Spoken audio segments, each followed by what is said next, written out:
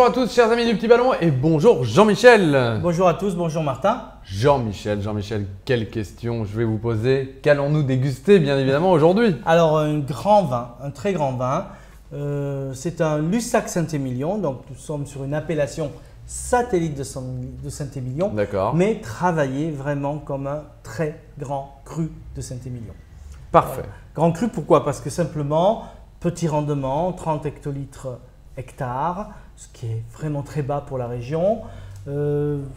Pratiquement 100% merlot, un tout petit peu de cabernet franc, donc un vrai grand merlot. Parfait, c'est le Lion Perruchon. Lion Perruchon, cuvée la griffe, donc un petit peu sélection, parcellaire, vieille vigne, etc. D'accord. Donc le top du top de la propriété. En 2010. 2010. Alors, ce qui est amusant, c'est que nous avons eu l'occasion de déguster 4 millésimes de Lion Perruchon. D'accord. 2007, 2008, 2009 et 2010.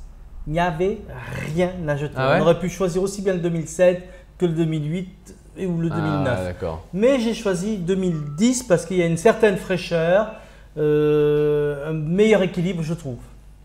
Bah parfait. Voilà.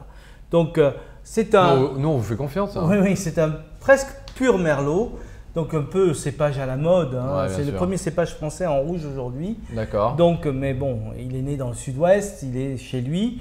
Donc un vin assez coloré, intense, jeune encore, mais 2010, on a un tout petit début d'évolution. Une belle couleur, chamarrée, bariolée. Une belle couleur de Bordeaux. Oui, peut-être, on pourrait dire ça. Moi je suis sûr qu'on pourrait le reconnaître ça. Au nez. Sûrement. Oui, oui. Il y a une certaine sophistication. Tu vois, quand je parle de Saint-Émilion Grand Cru, on parle d'une certaine profondeur, une belle palette d'arômes. Ouais. Tout est tendu, tout est subtil. On a le merlot évidemment sur ce côté fruité très mûr. Fruits à noyaux, cerises, prunes, mais également cassis, framboises, fraises, vraiment complexe. Et on a ces notes de tabac blond, de poivre, puisqu'il y a un élevage en fût, mais pas trop. C'est fondu, ça n'a pas exagéré. Ils ont su se retenir sur cet élevage, ce qui fait que le vin exprime vraiment un très grand merlot. Parfait. Et en bouche? En bouche.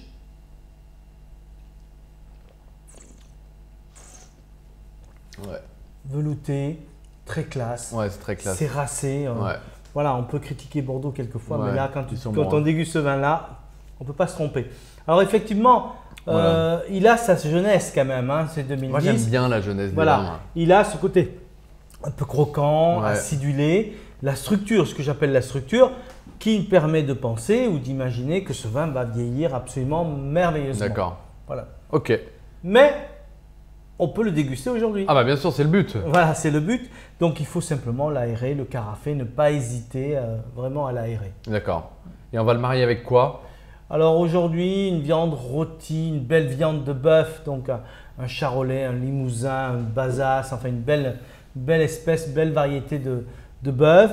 Moi, j'aime bien un peu cette cuisine du sud-ouest aussi, un côté un peu gras, cuisson, graisse de canard, etc.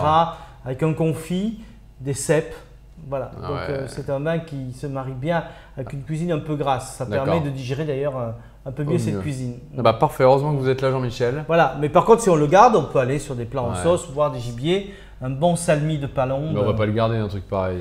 Non, c'est vraiment très bon. Trop bon. Très classe. Hein. Donc quand je dis sincèrement au niveau Saint-Émilion Grand Cru, vraiment c'est le cas. Ah bah parfait.